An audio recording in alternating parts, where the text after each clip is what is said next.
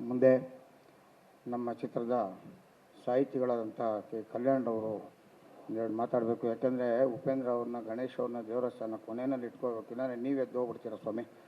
ಅದಕ್ಕೋಸ್ಕರ ನಾನು ಸ್ವಲ್ಪ ಲೇಟ್ ಮಾಡ್ತಾಯಿದ್ದೀನಿ, ಬೈಕೋಬೇಡಿ. ಗಣೇಶ್ ಸರ್, ಗೊತ್ತಿದೆ ನಿಮ್ಮ ಪ್ರೋಗ್ರಾಮ್ ಇದೆ, ನಾನು ಕಳಿಸ್ಕೊಡ್ತೀನಿ.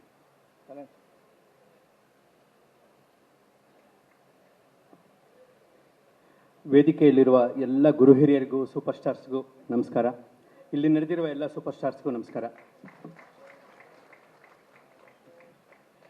ವೇದಿಕೆಯಲ್ಲಿರುವ ಸೂಪರ್ ಸ್ಟಾರ್ಸು, ಇಲ್ಲಿರುವ ಸೂಪರ್ ಸ್ಟಾರ್ಸ್ಗೆಲ್ಲ ಸೂಪರ್ ಸ್ಟಾರ್ ಅವರ ಮುಖಾಂತರ ಅವರ ಮುಂದೆ ನಮಸ್ಕಾರ. ಸಾಮಾನ್ಯವಾಗಿ ಅಭಿಮಾನಿಗಳು ಕಲಾವಿದರ ಕೈ ಹಿಡಿತಾರೆ, ಕಲಾವಿದರು ತಾಯಿ ಸರಸ್ವತಿಯ ಕಾಲು ಹಿಡಿತಾರೆ. ತಾಯಿ ಸರಸ್ವತಿ ಅಭಿಮಾನಿಗಳ ಹೃದಯದಲ್ಲೇ ನಗ್ತಾ ಇರ್ತಾಳೆ. ಹಾಗಾಗಿ ಅಭಿಮಾನಿಗಳು, ಕಲಾವಿದರು, ಸರಸ್ವತಿಯ ಮಧ್ಯ ಇಂಥ ಒಂದು ಕೊಂಡಿ ಇರುವಾಗ ಯಾವುದೇ ರೀತಿಯ ಗುಂಡಿಗಳಿಲ್ಲ, ಯಾವುದೇ ಗ್ಯಾಪ್ ಇಲ್ಲ. ವಿಷ್ಣು ಸರ್ ಅವರ ಅನೇಕ ಸಿನಿಮಾಗಳಿಗೆ ಅನೇಕ ಹಾಡುಗಳನ್ನು ಬರೆಯುವಂಥ ಒಂದು ದೊಡ್ಡ ಸೌಭಾಗ್ಯ ನನಗೆ ಈ ಜನ್ಮದಲ್ಲಿ ಸಿಕ್ಕಿದೆ. ಅದರಲ್ಲಿ ಈ ಕೋಟಿಗೊಬ್ಬದ ಎಲ್ಲ ಹಾಡುಗಳನ್ನ ಬರೆಯುವ ಈ ಒಂದು ಇದಕ್ಕೆ ಕಾರಣಕರ್ತರಾದ ಸೂರಪ್ಪ ಬಾಬು ಅವ್ರಿಗೆ, ನಾಗಣ್ಣ ಸರ್ಗೆ, ಮ್ಯೂಸಿಕ್ ಡೈರೆಕ್ಟರ್ ದೇವಾರ್ ಅವ್ರಿಗೆ, ಇಡೀ ಚಿತ್ರತಂಡಕ್ಕೆ ನಾನು ಯಾವಾಗಲೂ ಋಣಿಯಾಗಿರ್ತೀನಿ. ಇದರಲ್ಲಿ ಒಂದು ವಿಷಯ ನಾನು ಹೇಳ್ಬೋದು, ಹೇಳ್ತಾ ಹೋದರೆ 24 ಗಂಟೆಗಳ ಕಾಲ ಕೂಡ ವಿಷ್ಣು ಸಾರ್ ಜೊತೆಗಿನ ಒಡನಾಟದ ಬಗ್ಗೆ ಮಾತಾಡಿದ್ರು ಇನ್ನೂ ಎಷ್ಟೋ ಉಳಿದಿರುತ್ತೆ. ಒಂದೇ ಒಂದು ಮಾತು ನಾನು ಹೇಳ್ಬೋದು, ಎಷ್ಟೋ ಸಂದರ್ಭಗಳಲ್ಲಿ ಖಾಸಗಿಯಾಗಿಯೂ ನನಗೆ ಒಬ್ಬ ತಾಯಿಯಾಗಿ ನನ್ನ ಜೊತೆ ನಿಂತವರು, ತಂದೆಯಾಗಿ ನಿಂತವರು, ಎಷ್ಟೋ ವಿಷಯಗಳಲ್ಲಿ ಗುರುವಾಗಿ ನಿಂತವರು, ಈಗ ದೇವರಾಗಿ ನಿಂತವರು. ಈ 4 ಪಾತ್ರಗಳನ್ನು ನಿಭಾಯಿಸಿದಂಥ ವಿಷ್ಣು ಸಾರ್ ಜೊತೆಗಿದ್ದಾಗ ನನಗೆ ಅನಿಸಿದ್ದು ಒಂದು ಮಾತು, ದಾನಗಳಲ್ಲಿ ಶ್ರೇಷ್ಠ ದಾನ ಅಂದರೆ ಅದು ಸಮಾಧಾನ ಅಂತ.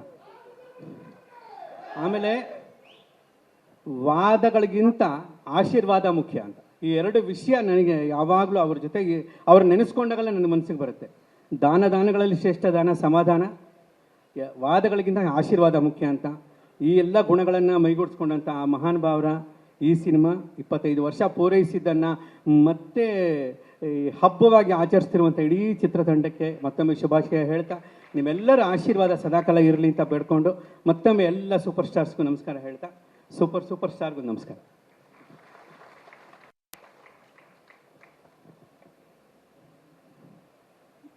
ಕನ್ನಡ ಚಿತ್ರರಂಗದ ಗೌರಿಶಂಕರ ಶ್ರೀ ಉದಯಶಂಕರ್ ಅವರು, ಅವರ ಮಗ ಗುರುದತ್ ಒಂದೆರಡು ಮಾತಾಡಬೇಕು ಅಂತ ತಿಳ್ಕೊಂಡು.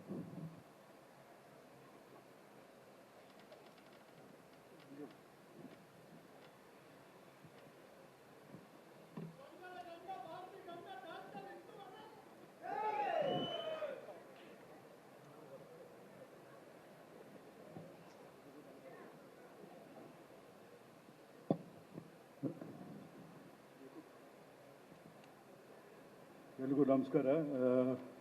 ಎರಡೇ ಇನ್ಸಿಡೆಂಟ್ ಹೇಳೋಕ್ಕೆ ಇಷ್ಟಪಡ್ತೀನಿ. ಅಣ್ಣ ನಮ್ಮ ಮನೆಗೆ ಬರೋರು ಚೆನ್ನೈಯಲ್ಲಿ, ಭಾಳ ಚಿಕ್ಕವನವ, ನಮ್ಮ ತಂದೆನ ಮೀಟ್ ಮಾಡೋಕ್ಕೆ ಬರೋರು. ಅವರೊಂದ್ಸಲಿ ನಾವು ಒಂದು ಸಿನಿಮಾ ಮಾಡಬೇಕಾಗಿತ್ತು, ಶಿವಣ್ಣವ್ರ ಜೊತೆ ಅವ್ರು ಮಾಡಬೇಕಾಗಿತ್ತು. ಸೊ ಆ ಸಿನಿಮಾಗೆ ನಾವು ಶೂಟಿಂಗ್ಗೆ ನಾನು, ರಾಕ್ ಲೈನು, ನಮ್ಮ ತಂದೆ ಹೋಗಿದ್ವಿ. ಶಿವಣ್ಣ ಆಮೇಲೆ ಅಣ್ಣ ಇಬ್ಬರು ಹೀರೋಸು. ಕೃಷ್ಣ ಅರ್ಜುನ್ ಅಂತ ಟೈಟಲ್. ಅದು ಸಿನಿಮಾ ಆಗಲಿಲ್ಲ. ಅಲ್ಲಿ ಹೋದಾಗ ಅವ್ರು ಒಂದೇ ಒಂದು ಹೇಳಿದ್ರು, ಉದಯಶಂಕರ್ ನಿಮ್ಗೇನೋ ಒಳ್ಳೇದಾಗ ಹೋಗಿದ್ರೆ ನಾನು ಮಾಡ್ತೀನಿ, ಬೇರೇನೋ ಮಾತಾಡಬೇಡಿ ಅಂತ ಹೇಳಿದ್ರು. ಇದು ಯಾರೂ ಹೇಳಲ್ಲ ಯೂಶ್ವಲಿ ಇಂಥ ಮಾತು. ಅಲ್ಲಿ ಕೇಳ್ಕೊಳ್ಳಿ, ಶಿವಣ್ಣವ್ರು ಮಾಡೋ ಹಾಗಿದ್ದ ನಾನು ರೆಡಿ ಅಂತ. ಸೊ ಅದು ನೆನೆಸ್ಕೋಬೇಕು. ಬಿಕಾಸ್ ನಮ್ಮ ತಂದೆ ಹೋದಾಗ ಅಷ್ಟೊಂದು ಮರ್ಯಾದೆ ಕೊಟ್ಟು, ಅಷ್ಟೊಂದು ನಮ್ಮ ತಂದೆ ಮೇಲೆ ಒಂದು ಸಿಕ್ಕಾಪಟ್ಟೆ ಪ್ರೀತಿ ಇತ್ತು ಅವ್ರಿಗೆ.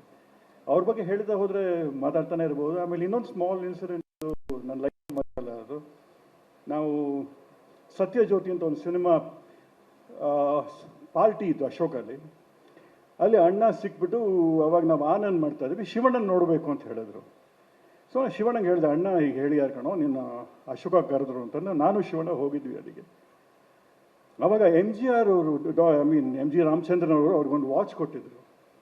ಸೊ ವಾಚ್ ತೆಗೆದು ಅವರು ಶಿವಣ್ಣನ ಕೈಗೆ ಹಾಕಿ, ನೀವು ಒಂದಿನ ಒಂದು ದೊಡ್ಡ ಸೂಪರ್ ಸ್ಟಾರ್ ಆಗ್ತೀರಾ, ಅದನ್ನು ನಾನು ನನ್ನ ಕಣ್ಣಾರೆ ನೋಡ್ತೀನಿ, and that will be the English ಹೇಳೋದು, that will be the happiest day in my life ಅಂತ ಹೇಳಿದ್ರು. ಅದು ಇನ್ನೂ ಇವತ್ತವರೆಗೂ ಶಿವಣ್ಣನೂ ಮೆನ್ಷನ್ ಮಾಡಿದ್ದಾರೆ ತುಂಬ ಜಾಗದಲ್ಲಿ. ಅದು ಯಾರೂ ಮಾಡಲ್ಲ ಸರ್. ಅದು ಅವ್ರು ಕೊಟ್ಟಿದ್ದನ್ನು ಇವ್ರ ಕೈಯಲ್ಲಿ ಹಾಕಿ ನೀವು ದೊಡ್ಡವರಾಗ್ತೀರಾ ಅಂತ ಹೇಳಿ ಅವನ್ನ ಹರಿಸಿ, ಇವತ್ತು ಪ್ರೂಫ್ ಅವ್ರ ಆಶೀರ್ವಾದ ಇವತ್ತು ಶಿವಣ್ಣ ಲೆಜೆಂಡ್ ಬೈ ಹಿಮ್ಸೆಲ್ಫ್ ಅಷ್ಟೇ. ಸೊ ಅಷ್ಟೇ ಸರ್, ದೀಸ್ ಆರ್ 2 ಇನ್ಸಿಡೆಂಟ್ಸ್ ನನಗೆ ತಿಳಿದು ಮಟ್ಟಿಗೆ ಎಲ್ಲರ ಜೊತೆ ಹಂಚ್ಕೋಬೇಕಾಗಿತ್ತು. I just said thank you Babu sir, Venkatesh ಅವರು, ಆಮೇಲೆ ಕಮಲಾಕರ್ ಅವರು ಇಲ್ಲ, Pintu and Jagadish. Thank you sir, and thanks to all my friends. Thank you.